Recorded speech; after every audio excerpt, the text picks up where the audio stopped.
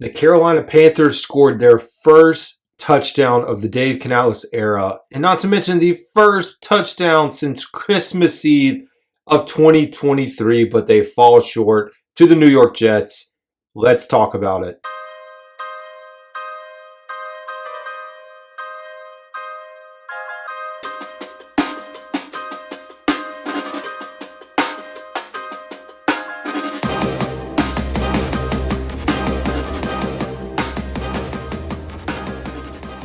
What is going on, Panthers Nation? Carolina Dad here, your host of the Growls One Roar podcast. First of all, if you hear better microphone quality, that is because we have an upgraded microphone. It is off camera so that you can still see me, but it's picking me up through the microphone. It is a blue Yeti microphone. Big thank you to my father-in-law. Hey, if y'all see him in the comments, please be sure to thank him for upgrading me. Remember, I've got this old microphone over here that also is a blue branded microphone, but the MIDI box tapped out and I have not had the time to look into it to figure out what's not working or why it's not working. But audio quality is better. I won't be able to use this on every single video because who knows, I move around and y'all know how I like to record stuff. But nice upgrade there. Anyways, we have football to talk about, folks, in the Carolinas. Busy day. And on the personal side, if y'all care, Nolan and I had a blast. Went to see Glass Animals, UK band. Not in the UK, but saw them here in Raleigh, North Carolina. Made the trek up on Friday night.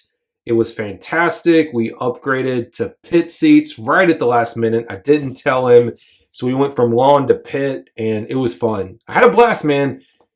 Probably, went into full dad mode, but either way, it was cool. There was a couple beside us that proposed.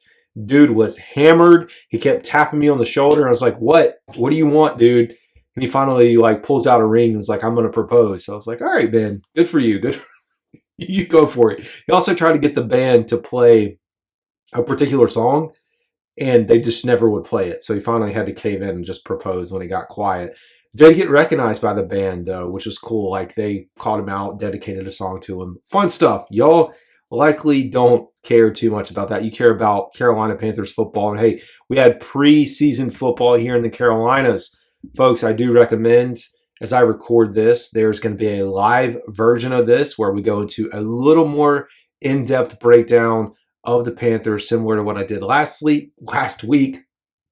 You will also find an additional video exclusively on X and Facebook. I'm going to see if I can get it on Instagram, where we will break down some film. Not doing it on YouTube, so I'm kind of keeping those things separate for a lot of reasons. But taking a step back, Panthers fall 15-12. Jets went out here and kicked a bunch of field goals and made all their field goals. And to be honest, I went back and watched the highlights. But from my end, we were out running errands, so I listened to probably the first quarter, or probably first quarter and a half, maybe even longer than that, through radio and mowed the grass. There was a lot of things happening.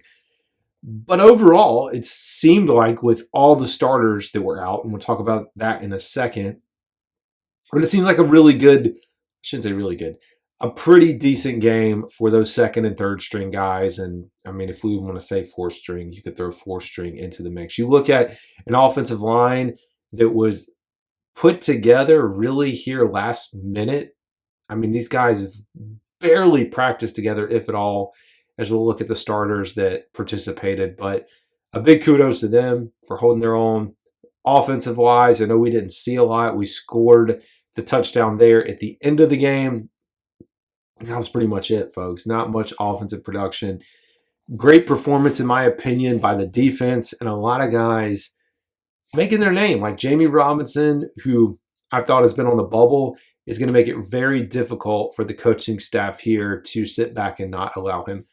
Now, for this episode, I put together my headlines based off of this game. And I think we got to start with the starters resting. So that'll be kind of the first thing that we'll go through here, and I'll bounce back in just a second. So I don't think it's anyone's surprise how many folks sat out. 30-plus players when you go back and look, we knew the joint practice was really considered a game for a lot of the starters that were here. So at that point, it's like, okay, who are we really going to see? Well, practically the entire offense and defensive starters were out. Now you look at this list of inactives, and roughly 9 of the guys on the list that or did not play inactive for the game have sustaining injuries that have occurred during camp. And so in reality, you're talking maybe 28, 29 guys that actually didn't play, which is still a lot. I mean, it's still your first team offense and defense. But looking out at the guys that did play, let's take a look at the starting lineups that are here. So on the offensive side of the ball, you had Terrace Marshall, Jonathan Mingo, Smith at left tackle, Anderson at left guard, Rame, the undrafted free agent center, Brooks at right guard, and Ricky Lee. Brooks had a really outstanding game, to be honest. Jatavian Sanders, Jordan Matthews, your tight ends. Jack Plummer, your quarterback, who we saw for 3 quarters, and Mike Boone.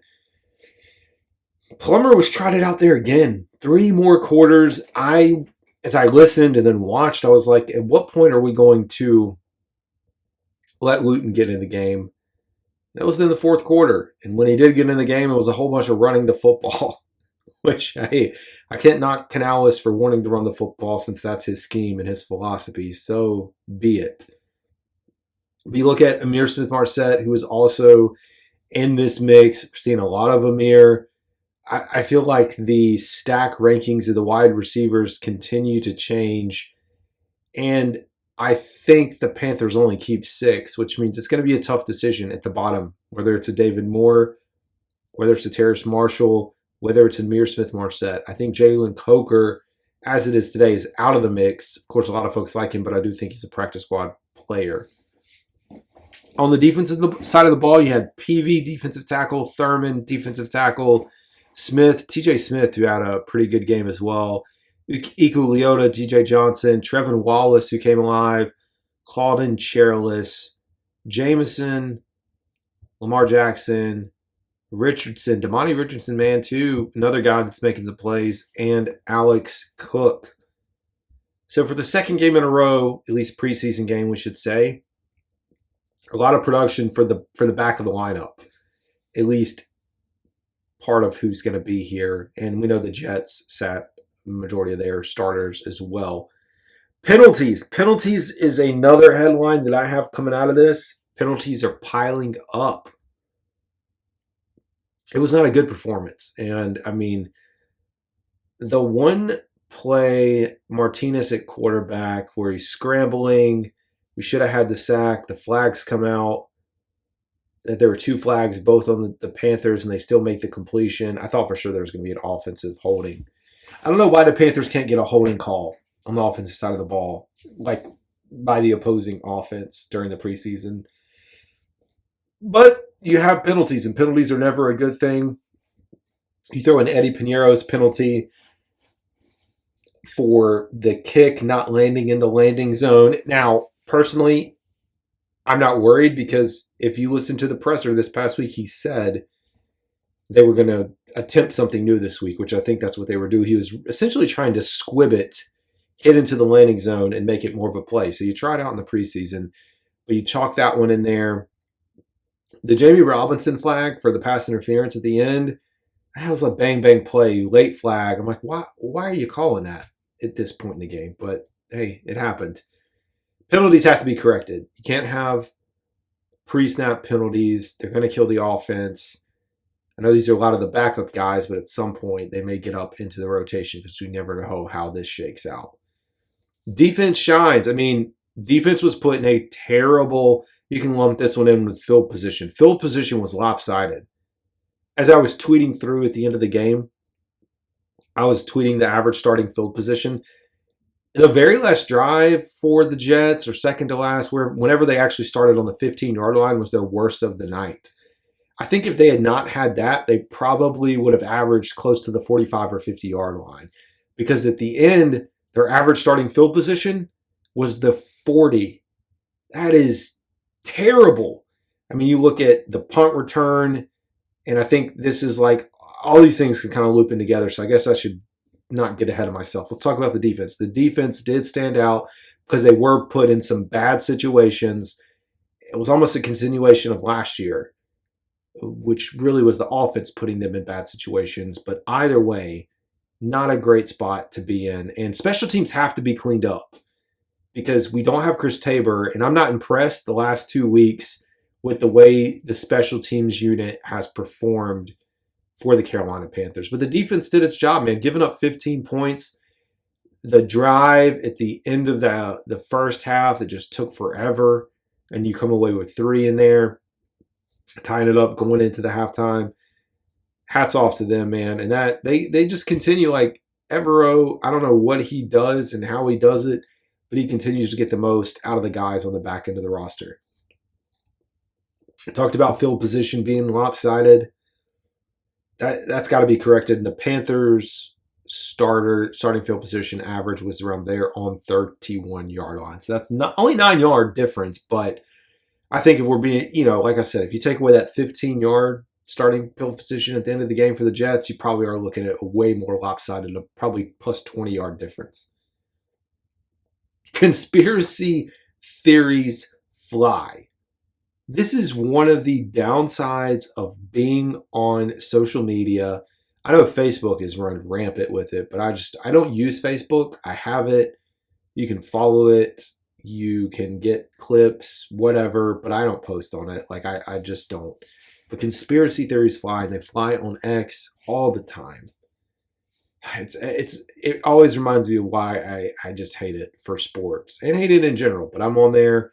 You got to be on there. You don't really have a choice. But the theories that are out there now centered around David Tepper, owner of the Carolina Panthers, that he's the reason the starters are not playing. And I'm just like, dude, please, folks, why is this a topic? Like, sure, I've given Tepper every bit of feedback that I can around him and his ownership style and his whatever meddling.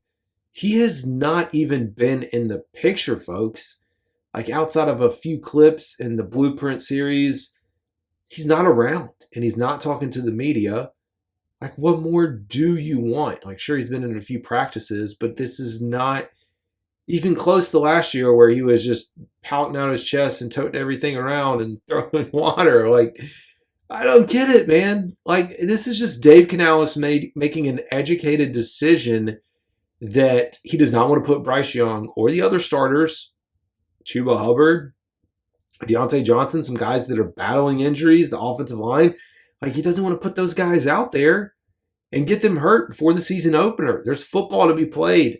I think if it was a different situation and everyone was healthy, like, sure, get in some reps. So, like, heading into this last game, at least to date, there has not been a confirmed joint practice between Carolina and Buffalo.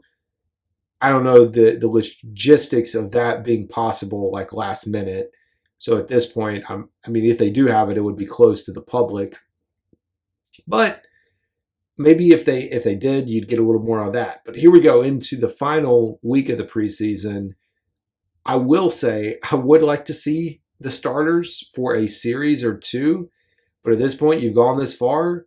You may just sit back and say, oh, well, we're just going to let it ride. And to the flip side of that, there is a theory going around that maybe they just don't want to show Bryce Young right now for fear of maybe he just doesn't look as good. But considering what we saw or at least heard and what came out of the joint practice, I'm not really going to buy that too much right now. I'm not worried about it. Anyways, last one, effort. Effort is an A+.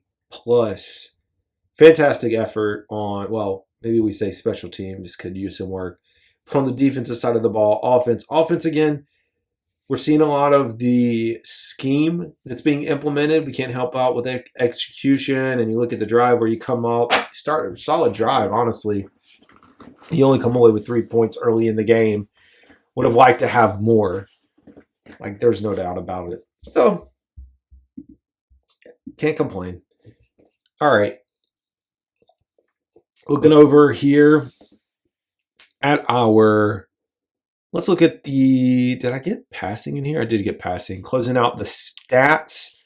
Johnson was your leading rusher, 18 carries, 83 yards, 4.6 yards per carry, 1 touchdown. I tell you what, man, we're talking about a conspiracy theory. I was a little upset, just the fighter in me. Like, I know the game was over, but Canales just letting the clock run at the end. I wanted the Panthers to score. I would have liked the timeout.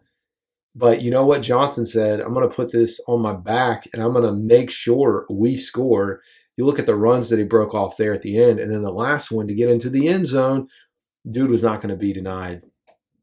Back behind him, you have Mike Boone with 6 for 22. I mean, those were your two backs. So that was a storyline coming in. You really had those as your two backs that were in the rotation, so carrying quite a bit of the load. And then Plummer and at one point Mingo getting involved with a carry as well, but that rounded it out. Passing wise, nothing to write home about with Plummer, but a little bit of an improvement. 11 of 18, 42 yards. Longest pass was 14 and had only 1 sack. The defense gave up 1 sack. Like, that's got to be a positive as well. And then Luton was 2 for 2 for 19 yards. Like, there just wasn't a lot to talk about there. Amir Smith-Marset had 3 targets for 3 receptions and 8 yards. You'd love to see a little bit more. Finally got to see Jatavian Sanders. 2 receptions, 22 yards for him. Terrace Marshall had 2 for 14. Johnson had 2 receptions, but it netted to 0 yards. And then Jalen Coker with his 1 for 13. And Mingo as well had 1. Damani Richardson on the defensive side of the ball, another interception. Hey, we're all about taking the ball away. And you look at the game, there were a lot of opportunities for other interceptions. One where the ball was batted down at the line, and it could have easily been an interception if it wasn't batted. There were some other batted balls. Like, they just didn't go the Panthers' way. But you can tell this year, hopefully this continues into the season, and we start to have some takeaways. Hecker with a busy night. 47.2 yard average punt, but netted out to 37.2.